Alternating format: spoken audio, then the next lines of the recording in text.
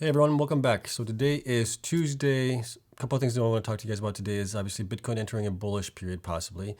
We got MicroStrategy buying more Bitcoin. We got Axie Infinity got hacked for over 600 million on the Ronin network. We're going to talk about that a little bit. But then we also have the Bitfarms Financials to look over along with my spreadsheets on that. Digihost Financials as well. Those were reported yesterday. We'll take a look at my spreadsheet on that. But first, we'll take a look at the miners, see how they did today along with Bitcoin, Ethereum, and then we'll get into the main stories and the financials for Bitfarms and Digihost. So as always, not financial advice. You know the drill. I'm invested in the following companies and coins for full disclosure. And let's get into the miners here right now. So let's start with Annie. Annie was actually up. I was going to say up. It's up after hours, but it's down today 8.66% to $2.32. A lot of the miners were down today for some reason, even though Bitcoin was kind of trading sideways. We'll take a look at Bitcoin here in a little bit. But there were one standout that was trading today. We'll take a look at it, see what happened. Argo was down 0.97% to $1.02. Bitfarms was down, or was actually up 0.24% to $4.23. It's down in the after hours, 1.18% to $4.18. Cleanspark was down 2.46% to $13.09. It's down a little bit more now in the after hours, down 0.69 to $13. Core Scientific was down 1.91 to 871. It's up a little bit in the after hours to $4.48. 4.48% to $9.10. And Digihost was down 1.3% to $3.08. And down in the after hours again, another 5% down to $3.61. DMG was down 5.28% to 57 cents, almost 58 cents. Hive was down 1.3% to $2.27 and down a little bit now in the after hours as well. Hut was down 2.4% to $6.09, down almost 1% in the after hours as well. Iris was up, so this is the one that was kind of the black, well, I wouldn't call it black swan, but it was obviously the outlier here of the group. Most of these guys were down for the day, except for obviously Iris was up 12.63% on the day to $15.61. It has come back down a little bit here in the after hours. It seems like it's down 4.68%, but obviously started out much lower. Cranked up in the morning, traded sideways, and went up and then came back down a little bit. So it hit 1562 was the high on it, and it's kind of where it finished out, it looks like, on the day. Luxxfolio was down 3.95% to 29 cents, almost 30 cents. Marathon was down 0.42 to $31.41. It was kind of trading sideways today. Mawson was up 1.32% to $5.37. And Riot was up 0.61% to $23. And it's down a little bit in the after hours right now. All right, so let's take a look at Bitcoin.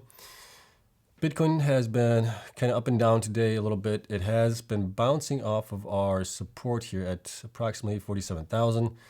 It is acting as support right now for the time being. We'll see if that can maintain. We can see it here on the chart if I zoom in a little bit better on it here. So we touched it a couple of times here during the day. We touched it around 11 o'clock in the morning, again at 12 o'clock. And then we obviously bounced off of it here a little bit. This was yesterday at around 6 o'clock and at 7 o'clock in the afternoon. Bounced off of it a little bit, and then we've obviously come back down to test it. So the concern here is the more times that we test this, the likelihood increases that we may drop below it.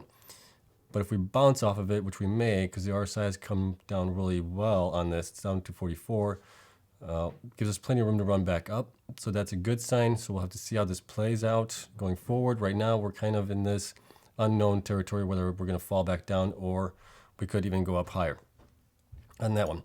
Ethereum is at $3,374. It is following obviously Bitcoin as well.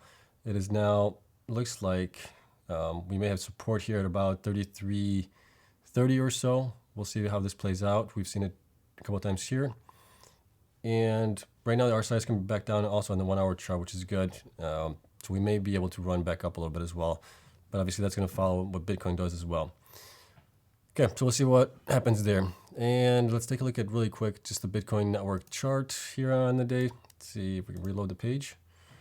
So it has increased to 221 million or 221 point exahash. So it's an increase of 16% in the last 24 hours. And we'll probably continue to see that increase over time as that happens. All right, so our first story here is Bitcoin nears 200-day average ahead of seasonal bullish period. Triggers over 400 million in liquidation. So that's a lot of people getting short squeezed basically. And there is continued buying support from Terra Luna's foundation guard, one observer said. And we can see here that the 200-day moving average, this is the simple moving average, is right around 48,000 something. And we came close to it here, touched it, and came down a little bit off of it as well. So if we can go past this line, that is obviously going to be a nice little possibly bull run going on. But let's get into the details. So the top cryptocurrency rose past 48,000, the level last seen at the end of December, and nearly challenged the 200-day moving average located at 48,250. Technical analysts and traders track the chart's current level to its 200-day moving average to gauge underlying strength in the market. A decisive move above or below the average often yields notable rallies or declines. The cryptocurrency sell-off deepened following the break under the average in early January. We can see that here on the chart. When in January, where we fell below it, we obviously went down and went down hard. Continuing on, Monday's move higher triggered market-wide short liquidations worth over 300 million, the highest single-day tally since at least early December. According to CoinGlass, meanwhile, exchange liquidated long positions worth 180 million. Liquidations referred to the forced closure of long-short futures market positions due to margin shortage. The large number of short liquidations indicates the market was skewed bearish and perhaps traders were caught off guard by the cryptocurrency's breakout of a 2-month triangular consolidation. And obviously we had a huge rally in Bitcoin yesterday, and that what triggered it. We obviously have a lot of buying going on right now. And there's some other reasons for it too, but we'll take a look at it here. So the recent move higher was indeed steep. The cryptocurrency has rallied 25% in the last 2 weeks on a string of factors, including continued purchases by Luna Foundation Guard to build reserves for its stablecoin USD and post-Federal Reserve risk reset in the stock market. There are also mostly daily reminders and headlines of value of seizure-resistant, easy portable, independent store of value, and this is likely to continue to boost BTC interest. All right, so we're seeing that as well. Continuing on, we have also seen some significant signs of growing institutional support just over the past 10 days. We've heard statements from Goldman Sachs, BlackRock, Cowen, Bridgewater, and Virtue, all signaling growing conviction that crypto markets are worth dedicating more resources to. Johnson added. And we got obviously the BITO versus Bitcoin spot prices. There's obviously a premium on those by 11% or so. So inflows accelerated in March, suggesting improving sentiment of appetite for this type of instrument after investors de-risked the portfolio aggressively in early 2022. Right, so January, February. Kaiko's weekly newsletter published on Monday. This bullish momentum looks set to continue, as historically April has been a positive month for the cryptocurrency. Data provided by charting platform TradingView shows Bitcoin has chalked up gains in April in 7 out of the past 10 years. So that's a pretty good win ratio there. So if we can continue this on in this coming April, heck, we might be getting close to 60,000 again in Bitcoin price if this continues. In the remaining 3 years, Bitcoin suffered meager losses of 1% to 3%. So not bad. Even if we have a bad month, we're only going down possibly 1 to 3% on average. Lastly, Bitcoin's weekly chart is showing signs of bullish revival. Bitcoin has cleared the recent highs near 45,000 and has a newly weekly MACD buy signal suggesting the current relief rally has staying power. Katie Stockton, founder and managing partner of the Fairlead Strategies, sent in a weekly newsletter published on Monday. We moved to an intermediate term bullish bias, noting intermediate term momentum has shifted positively and the 50-day MA is pointing up. Stockton added. We have that here. So we got that happening. And what else was there? That was it. So obviously this is a good sign for Bitcoin. There's a lot of things going on that are obviously positive for it, right? And people are also concerned with having, governments take your money, whatever it is, that might, like we had in Canada and places like that. So this is obviously becoming adoption. I'm guessing this is mostly driven by adoption. People are finally realizing the benefits of owning Bitcoin, I think. A lot of people already know it, but we are having a lot of newcomers coming into the space as well. So this is obviously good. All right, next story, we got some more adoption news here. So MicroStrategy subsidiary will purchase Bitcoin after closing 205 million crypto collateralized loan. So the price of Bitcoin is at 47,800 at the time of the publication, making MicroStrategy's current 125,051 BTC holdings worth roughly 6 billion. So he is definitely holding on to a lot. In a Tuesday announcement, MicroStrategy said Silvergate issued 205 million loans secured by certain Bitcoin held in MicroStrategy's collateral account. The firm's subsidiary, MicroStrategy, will be using the proceeds of the loan to purchase Bitcoin, pay fees and interest rates to the loan, and handle general corporate expenses. The Sun leverage loan gives us an opportunity to further our position as a leading public company investor in Bitcoin, said MicroStrategy CEO Michael Saylor. Using the capital from the loan, we're effectively turned our Bitcoin into productive collateral, which allows us to further execute against our business strategy. And there's a tweet from Michael. Launched in 2020, Silvergate Exchange Network leverages service allows firms to secure BTC collateralized loans for US dollars. According to the bank, it had roughly more than 570 million in commodities as of December 31st. So they are obviously going to be getting more people possibly to collateralize their Bitcoins and get cash for it. So we may also see some of the miners getting into that as well. But time will tell. So this is obviously good. We want to see continued adoption. We want to see people investing in Bitcoin, holding it for the long term. This is what's going to drive, obviously, the price. And then finally, we got some sad news here. So Axie Infinity's got hacked. So hackers steal over 600 million from video game Axie Infinity's Ronin network. I was aware of the game Axie Infinity. Did not play it, but I was aware of it. Didn't know that they were running on the Ronin network. So learn something new every day. So the latest crypto hack that was targeted at a gaming-focused blockchain network that supports the popular video game Axie Infinity, hackers made off with about 625 million worth of Ethereum and USDC, two cryptocurrencies in one of the largest crypto hacks of all time. And before we continue on with the story here, one of the things I want to point out to you guys is if you don't have full self-custody of the coins, they're not your coins. The chances of them getting hacked, as we can see here, are pretty high. They're not tremendous, but obviously there's a risk to it, right? I think if you're going to be holding them on exchanges like Coinbase, Binance, some of the other ones as well, I think you're going to do okay. Those guys will probably make you right if they do get hacked. Some of the smaller firms may have problems being able to cover that type of a loss. So I always say try to put your coins, if you're not day trading them, put them into a hardware wallet, keep them off-site, keep them offline. That way there's basically zero chance of you getting hacked if that happens. So remember that, right? Be educated on this, know what's going on and how to best protect yourself and your coins. So the hackers breached the Ronin network, an independent and Ethereum-compatible blockchain developed by Axie Infinity publisher Sky Mavis. Axie Infinity co-founder Jeff Zerlin discussed the hack on stage during a keynote address at the NFT LA conference. We realized the Ronin network has been exploited for 173,000 Ethereum and around $25 million in USDC. Zerlin said under a screen with the words State of the NFT Union. Where we are today and what's next, USDC is a so-called stablecoin whose value is pegged to the US dollar. It is one of the bigger hacks in history, he added, while vowing to continue building. We believe in a future of the internet that is open and owned by the users. And it's a good thing, right? There's a lot of promises to this, but the security has to be really there. Because if you don't have it properly secured, things like this do happen.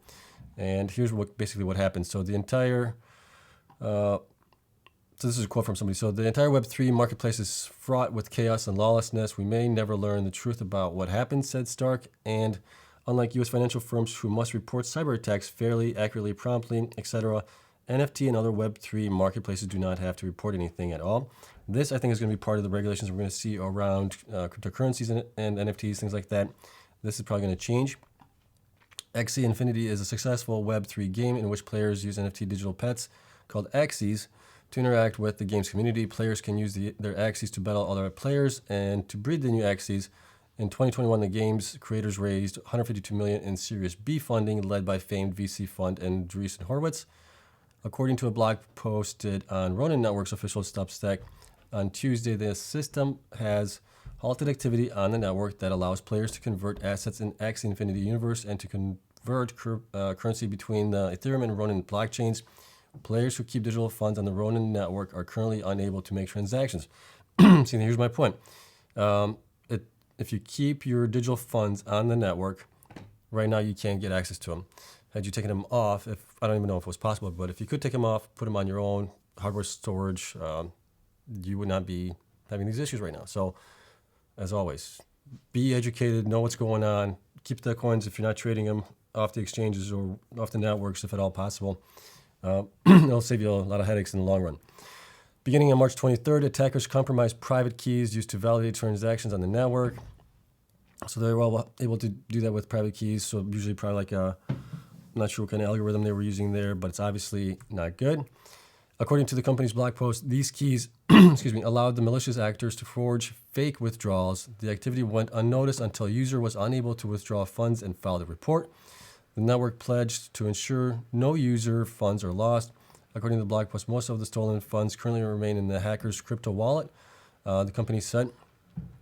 So hopefully this will be like we don't know yet. Hopefully this will be like a good hacker, what do you call him, a white hat hacker that does this and hopefully be able to return the money. There was one hacker that stole like 600 million last year, but I believe he returned most of the money back to the system or to the network. We are working with law enforcement officials, forensic cryptographers, and our investors to make sure that all funds are recovered or reimbursed. The network tweeted, so this is obviously good because this would be a really bad thing for Axie Infinity, especially since it has grown so popular. So you want to make sure that you obviously get your users that are using the system and the game to be made whole. Otherwise, you're going to be probably out of business, I'm guessing, if that doesn't happen. So be mindful of that. All right. So we covered that. Let's take a look at Bitfarms now, see how their revenues were up and what they earned for the last quarter reported. So Bitfarms reports revenues up 426% to 60 million for Q4. I was off on that. I was way off. We'll take a look at my numbers here in a minute. And up 388% to 169 million in 2021 versus prior periods. So they mined 3,453 Bitcoin in 2021 at an average cost of $8,100. That's in line with some of the other companies. It might be a little bit high. Net income improved to 10 million in Q4, up from net loss of 5 million in Q4 2020, which is good. And we got the EBITDA, and scroll down here. So in 2022, we are better positioned than ever to scale our global operations and continue to invest aggressively to cost effectively gain market share as of March 25th. Our hash rate is 2.7 exahash per second, up 23% for the year to date, and continues to outpace the BTC network 20% growth over the same period. This is important because if the Bitcoin price is flat and hash rate is increasing, right, you're going to be making less. So if you're able to at least stay with the hash rate that's in Bitcoin network, hash rate is increasing. If you're able to stay with it or ahead of it, you're going to be making the same amount or more. So this is good. This is important. Scrolling down here, we can see Q4 2021 and recent financial highlights. So increased total revenue to 60 million, up 33% from 45 million in Q3. The improved Q4 net income to 10 million, up from a net loss of 5 million in Q4 2020. Increased gross margin, mining margin to 84%, up from 82% in Q3 of 2021, which is also good. And then at December 31, 2021, held 126 million in cash and 3,301 BTC, valued at approximately 153 million, based upon a Bitcoin price of approximately 46.3 thousand. As reported by CoinMarketCap, working capital of 186 million. So those are all good things. Recent operating highlights. So they achieved, obviously, March 25th, 2.7 exahash, 121 megawatts in production on 8 farms, up from 106 on 6 farms. Received and installed over 7,000 miners in Q4 2021, which was also good. They also acquired an additional location known as Garlock in the city of Sherbrooke to develop an 18 megawatt facility intended to replace existing De La Pointe facility scheduled to be retired in February 2023. So that should have been, February 2023, so that's next year. And 2022 expansion plan update. The company believes its existing orders of miners and contracted infrastructure expansion have the potential to produce approximately 7.2 exahash by the end of 2022, which would basically put them in that middle category of miners that I follow. There's some guys that are going to be obviously up above 20 exahash, and there's also going to be some guys that are only going to be, below 5 exahash. So this puts them in that kind of middle range right now. And that, based upon current facility development and deployment schedule, that includes the construction of 2 warehouse facilities in Rio Cuarto, Argentina, currently expected to be operational in December 2021. The company continues to develop opportunities, including additions and alternatives to its currently contracted infrastructure expansion to reach its 8 exahash target by the year end. So that is obviously a good increase from where they were originally planning to be at 7.2. They're looking to be approximately at 8, which is good. So just want to point that out. And then we go all the way down here to the numbers. Let's see, where were they? Here we go. Okay. So revenue was 59.598 million. I had it much lower than that. We've discussed why I have my numbers much lower because of averaging out the Bitcoin price for the last 3 quarters for October, November, December, instead of using the monthly, which we are now. Gross profit was 38.9 million, which was good. Gross margin was 65%, which was good also. General and administrative expenses, 18.9 million. I don't know if that's high or not. Last year, they were at 2.2. So obviously a pretty sizable increase in that. Would have liked to have seen that a little bit lower. And then net income was almost 10 million, 9.6 million. Basic earnings loss per share was 5 cents. So they're actually positive on earnings per share, which is good, which was what we wanted to see. And let me see if there's anything else that I wanted to cover. I think that is it. All right, so let's take a look at my numbers here, form that I have, and then we'll get into Digihost. So I had them at 43 million basically for the Q4. They came in at basically 60 million, so I was off by 27. I was low. I'm happy that I was actually low, not over. This obviously has improved what their total obviously income is for the past 3 quarters, and then this quarter, which will obviously increase where they actually should be in share price compared to where they are now. So going forward, these should be more accurate. Like I said, prior to this year, I was basically using the average October to December price of Bitcoin and then the hash rate average as well. Going forward, we're tracking every single month. So that should make us a little bit more accurate. Actually, I would think a lot more accurate and be hopefully within 2.5% of that. Where was it? Bitfarms. Here it is. Okay. So now we got them at 60 million here. This is combined for the last 3 quarters was 141 million. I did update them to the 2.7 exahash, which they reported as of the 25th of March. So basically installed these miners here, 4,600 of these miners. We still have 3,400 left of the original batch of 4,000 here. And those are the 80 terahash miners. And that has obviously increased their revenue by approximately, well, we're using a partial month for this month for them being installed. But going forward, it's obviously going to increase, or it should increase their mining amount as well. So currently they are at approximately, I did not update the stock price here, I should have, 422. Let's take a look at where they are right now. So Bitfarms is at 423, so we're right there, pretty close to where they are. And we're looking to possibly have them earn about 40, right now, roughly 40 million or so for this quarter, which is Q1, January, February, and March. That gets them up to 181 million in total revenue for the last 4 quarters, this quarter and the last 3 quarters prior. So using the, well, I have it at 8 set here. This is basically where they are trading right now at price to earnings multiple of 8 with a 75% net income from gross revenue.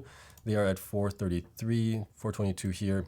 So this is where they're trading as far as price to earnings multiple. I think they should be much higher than that. I think maybe around between 10 and 15. So at 15, they should be around 812, I would think, based on where they're growing this year. They are at 2.3. They're going to be at 8, so 4x growth. Or basically, they're going to be growing, 4 times. 4 times 2? 8.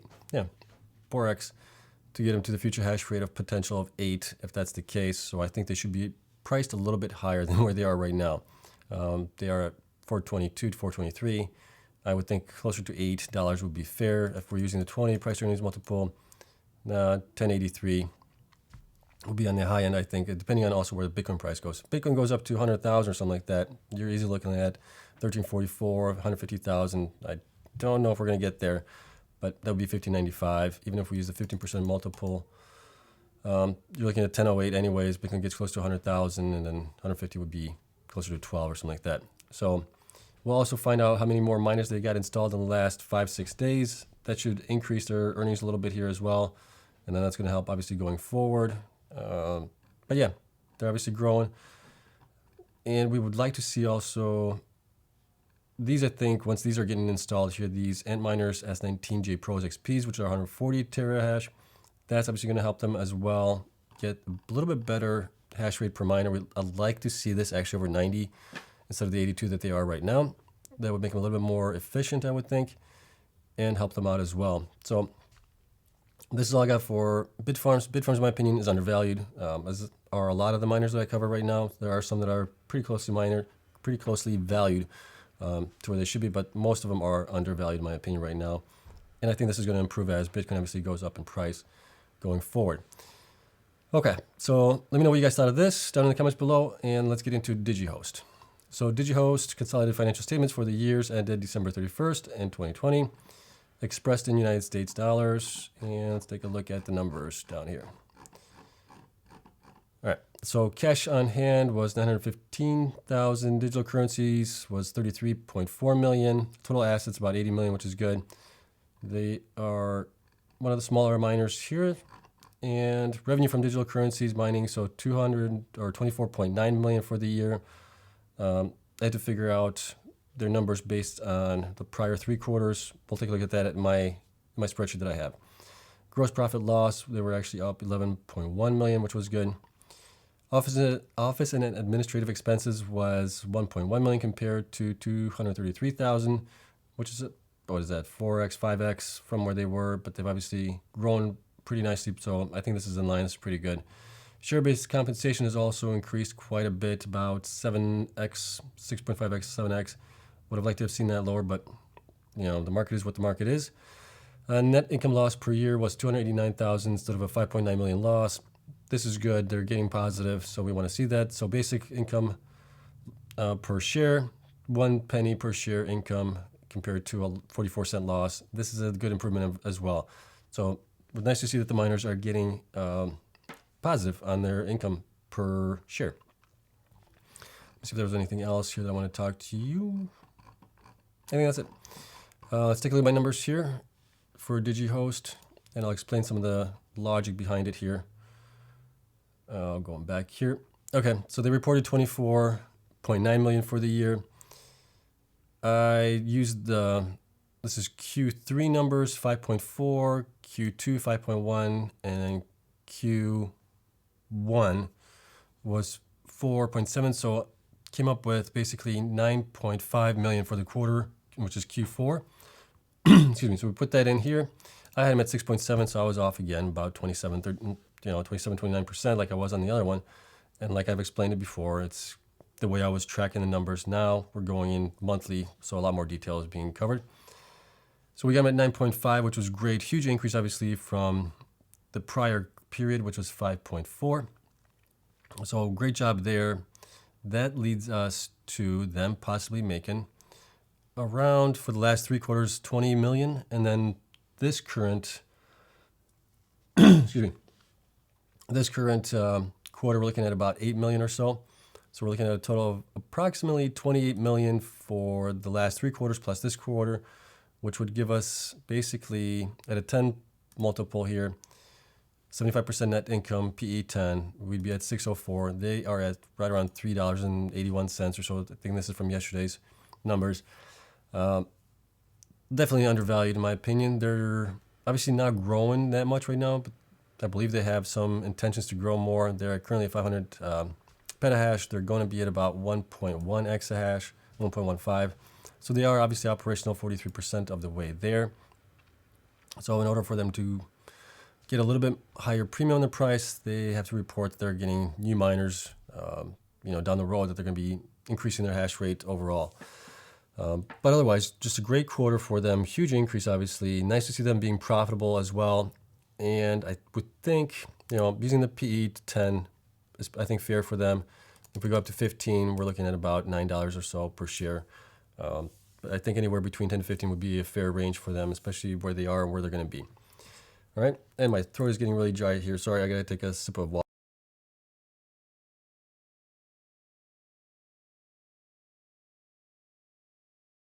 Sorry about that. I've been talking too much. My throat is getting dry.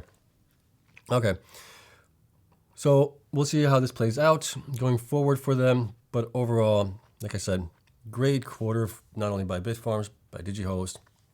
If they can continue on this trend and also increase their mining going forward, I think we're still early in the year where they can report on getting more miners later on, whether it's next month and the following months or whatever it is.